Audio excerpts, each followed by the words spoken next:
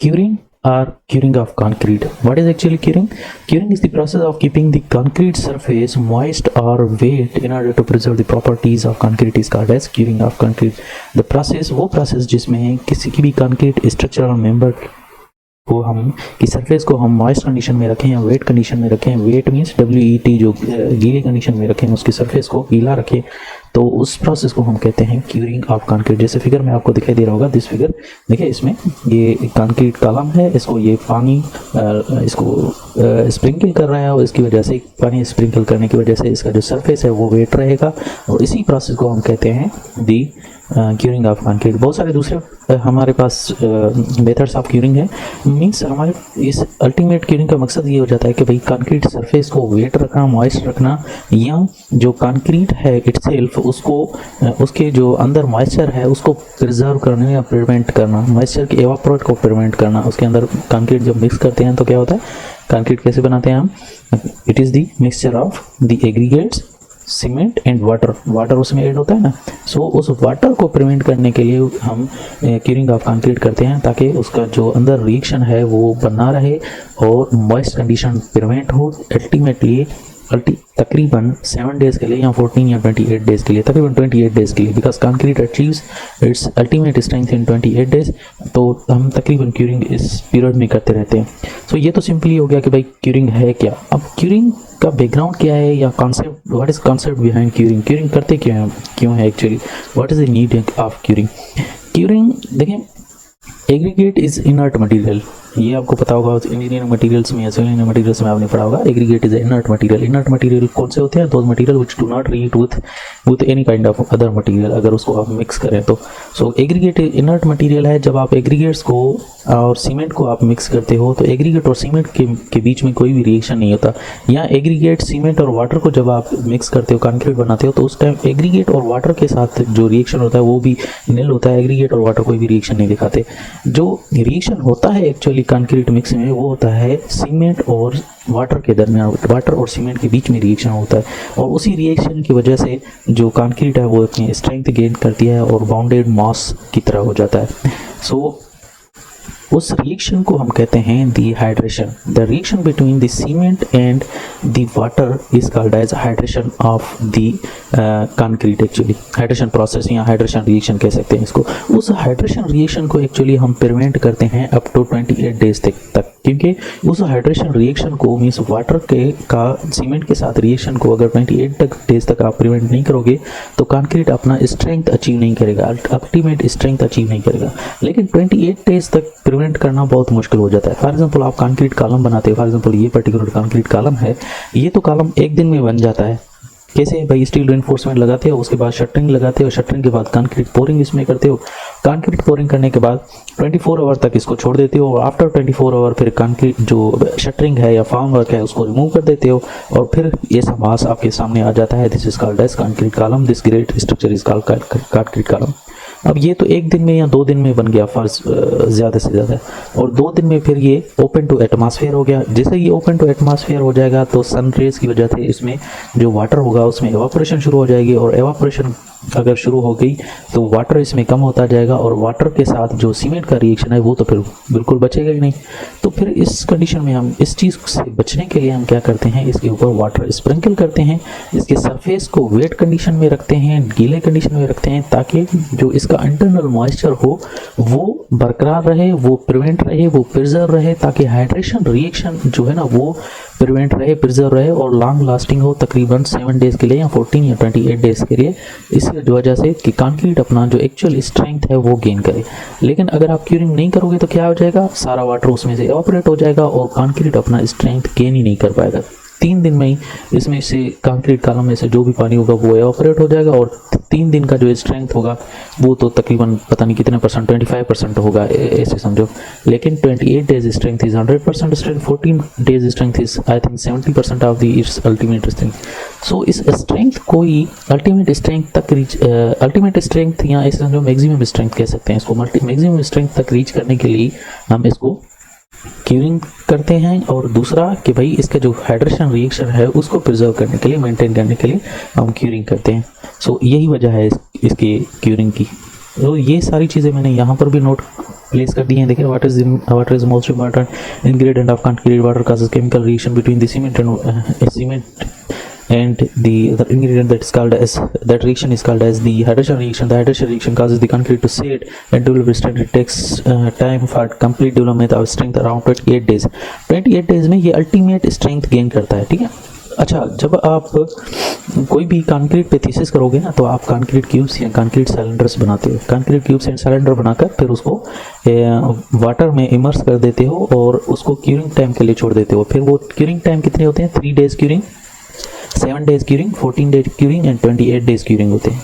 Means फिर आप check करते हो कि भाई इसके जो 3 डेज क्यूरिंग है उसमें उसने कितना स्ट्रेंथ अचीव किया, 7 डेज क्यूरिंग पे कितना स्ट्रेंथ अचीव किया, 28 डेज में या 14 डेज में कितना उसने स्ट्रेंथ अचीव किया. सो 28 डेज में जो स्ट्रेंथ अचीव करता है ना, that is the ultimate strength, maximum strength. और कंक्रीट स्ट्रक्चर जो है वो कभी भी अपना अल्टीमेट स्ट्रेंथ गेन नहीं करता आफ्टर प्लेसिंग. 14 जो मैक्सिमम स्ट्रेंथ है वो अचीव कर सकता है, अल्टीमेट स्ट्रेंथ अचीव नहीं करता actually.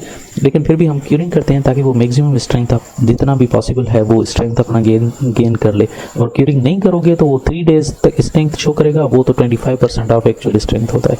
So curing is very much important in any structure. So it is essential that the water has to remain in the concrete till it attains its full strength. When the formwork of the RCC member is removed and the concrete gets exposed to the air, the water from the concrete starts to evaporate to the atmosphere. Hence, there can be loss of water due to 2 reasons: exposure to the atmosphere and due to heat generation by the hydration. It is therefore to cure the concrete and prevent the evaporative losses and to keep control the temperature of the concrete. इसलिए हम ये curing of concrete करते हैं ताकि ये hydration reaction maintain रहे और second हम इसके स्ट्रेंथ को अचीव कर सकें. So curing is very much important. So यहाँ पर भी वही चीज़ें लिखी हुई हैं क्यूरिंग ऑफ कंक्रीट की. और नीड ऑफ कंक्रीट में यहाँ पर देखें ना, सेम चीज़ें यहाँ पर लिखी हुई हैं कि भाई that to prevent the hydration reaction that causes the hydration reaction of cement and water. Curing जैसे ही करते हो तो काजेज हाइड्रेशन रिएक्शन बरकरार रहता है और it causes actually hydration reaction जो हमें चाहिए होता है. Second, loss of water by evaporation can be prevented by applying the curing. In third, maintain the conductive temperature. Inside temperature जो है उसको हम maintain कर सकते हैं. And for completing the hydration reaction, मैंने क्या कहा था, hydration reaction को complete करने के लिए हम curing करते हैं ताकि वो ultimate strength अपना achieve कर ले.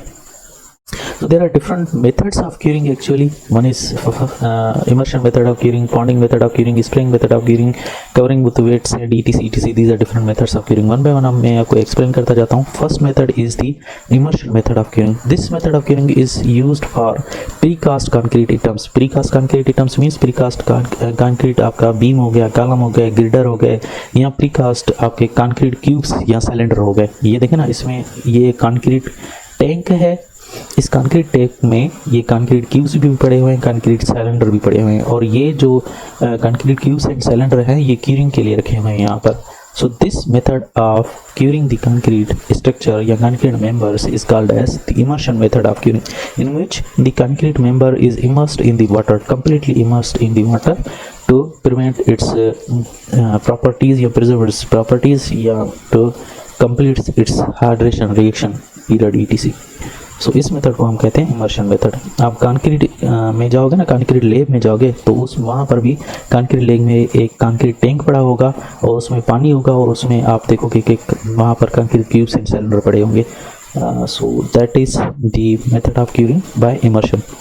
Next is the ponding method of the concrete curing.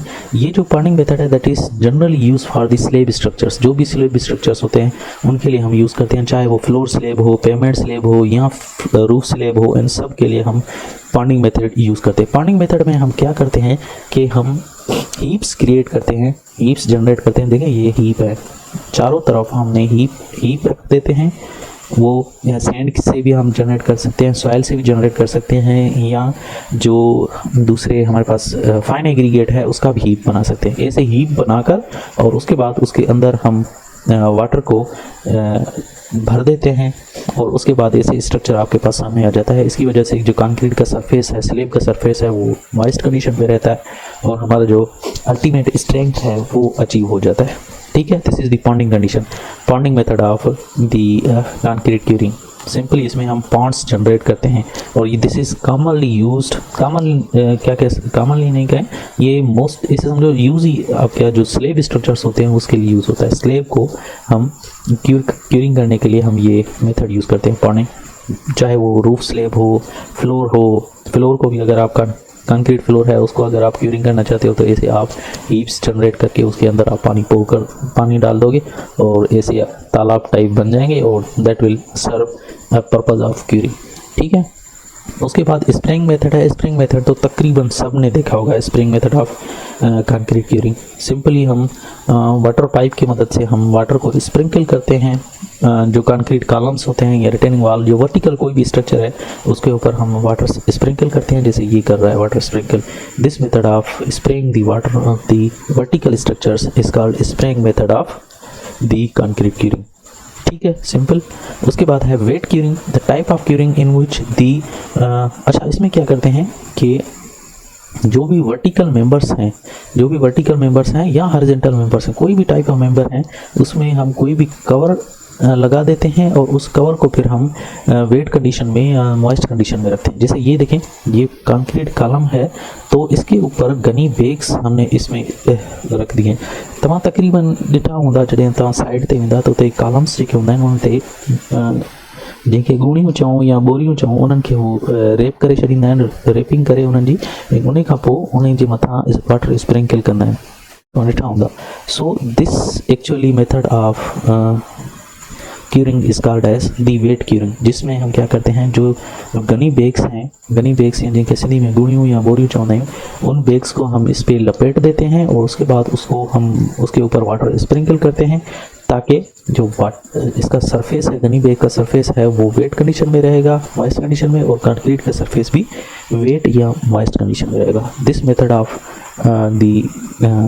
Actually this method is called as the curing of concrete using the wet covering. ये वर्टिकल मेंबर्स के लिए नॉर्मली यूज़ होता है, कॉमनली यूज़ होता है, और हॉरिजॉन्टल मेंबर्स के लिए भी हम यूज़ कर सकते हैं, जैसे स्लेब हो गया या दूसरे स्ट्रक्चर्स हो गए, उनके लिए भी हम यूज़ कर सकते हैं। Next is membrane curing. Membrane curing के पीछे मैं आपको एक साइंस बता दूं कि भाई अल्टीमेट हमारा क्यूरिंग का मकसद क्या होता है। अल्टीमेट क्यूरिंग का मकसद ये होता है कि भाई जो स्ट्रक्चर के अंदर जो मॉइस्चर है उसको प्रिवेंट करना, स्ट्रक्चर के अंदर जो मॉइस्चर है उसको प्रिवेंट करना, और जो हाइड्रेशन है, डिहाइड्रेशन है, उससे उसको बचाना। तो उसके लिए हम क्या कर सकते हैं कि भाई जैसे ही हमने कंक्रीट कॉलम पोर किया उसके ऊपर हम कोई भी इम्परमिएबल मटेरियल का लेयर बिछा दें, इम्परमिएबल मटेरियल का हम स्प्रे कर दें। जैसे ही हम इम्परमिएबल मटेरियल का मेंबर हम इसके ऊपर लगा देंगे या स्प्रे कर देंगे तो क्या हो जाएगा, इंटरनल जो मॉइस्चर है वो मेंटेन रहेगा, वो इंटरनल वाटर है वो एवापोरेट नहीं होगा। इंटरनल वाटर एवापोरेट नहीं हुआ तो वो 28 डेज तक ये मेंटेन रहेगा और ऑटोमेटिकली अल्टीमेटली वो अपना अल्टीमेट स्ट्रेंथ अचीव करेगा। सो इसलिए हम ये करते हैं मेम्ब्रेन क्यूरिंग। ठीक है, in it concrete is covered with membrane which effectively seal off the evaporation of water from the concrete. It is carried out at an interface of the ground and concrete to prevent the absorption of water by the ground from the concrete. Membrane curing maintains a satisfactory state of wetness in the concrete body to promote the continuous hydration with the original water cement ratio used is not less than 0.5 etc. So इस वजह से हम membrane curing करते हैं। और अच्छा, आपने कहीं पर देखा होगा कि जो कोई स्ट्रक्चर है वहाँ पर बिट्यूमन उसके ऊपर स्प्रे कर रहे होते हैं या बिट्यूमन को उसके ऊपर लगा रहे होते हैं, तो that is also a method of membrane curing, वो भी हम क्यूरिंग कर रहे होते हैं। उसके दो पर्पज़ होते हैं। आपने कहीं पर ऐसे देखा होगा कि जो लिंटल बीम है या जो फाउंडेशन है उसके ऊपर बिट्यूमन वो लगा रहे होते हैं, बिट्यूमन का कोट डाल रहे होते हैं। उसके दो पर्पज़ होते हैं। एक पर्पज़ ये होता है कि वो उसके क्यूरिंग को मेंटेन कर रहे होते हैं। सेकंड पर्पज़ ये होता है कि वो जो बिट्यूमन है वो इम्परमिएबल मटेरियल है, इसलिए वो डैम्पनेस से बचाता है स्ट्रक्चर को, वो डैम्पनेस से बहुत बचाएगा स्ट्रक्चर को। So for preventing from the dampness and for curing purpose they apply the coat of bitumen on the lintel beams and other types of the foundation structures. So that is also called as the membrane curing. Next type of curing is the steam curing. अच्छा, curing दो तरीकों से हम कर सकते हैं। Curing का जो अल्टीमेट एम है ना हमारा, to reach the ultimate strength, हमारा जो क्यूरिंग का अल्टीमेट एम है is to reach at the ultimate strength, concrete के अल्टीमेट स्ट्रेंथ तक पहुंचना हमारा एम होता है, ठीक है।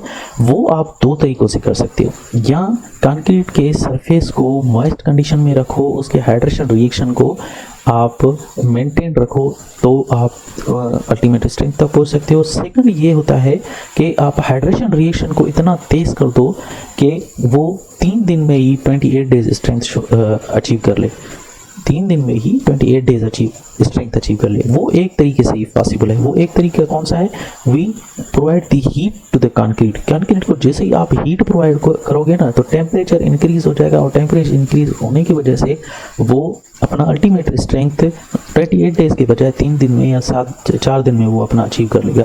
इसी चीज़ के लिए फिर हम स्टीम क्यूरिंग करते हैं। स्टीम क्यूरिंग में सिंपली हम क्या करते हैं, ये भी प्रीकास्ट कंक्रीट जो आइटम्स हैं उनके लिए हम यूज़ करते हैं। प्रीकास्ट कंक्रीट आइटम्स में क्या करते हैं, फिर जो भी कंक्रीट आइटम है उसको पॉलीथीन शीट के साथ कवर करते हैं, और उसके बाद पॉलीथीन शीट के अंदर हम इसको टेम्परेचर प्रोवाइड करते हैं। टेम्परेचर जनरेट होने की वजह से कंक्रीट का टेम्परेचर इंक्रीज होता है और स्टीम जनरेट होता है, जिसकी वजह से वो बहुत जल्द अपने अल्टीमेट स्ट्रेंथ को गेन कर देता है concrete. So that is the actually aim of steam curing. Simply ये मैं बता दूं, दोनों तरीके से हम कर सकते हैं, अल्टीमेट स्ट्रेंथ तक रीच कर सकते हैं, हाइड्रेशन रिएक्शन को प्रिवेंट करके या हाइड्रेशन रिएक्शन को तेज करके, फास्ट हाइड्रेशन रिएक्शन। और फास्ट हाइड्रेशन रिएक्शन हम इसलिए करते हैं, इसलिए हम कर सकते हैं कि भाई हायर टेम्परेचर हम अगर इसको प्रोवाइड करें तो। सो ये सेम चीज़ यहाँ पर लिखी हुई है, this method is often Everett on prefabricated concrete में ECMENT CTC ये सेम चीज़ इसमें लिखी हुई है। So that is all about the steam curing.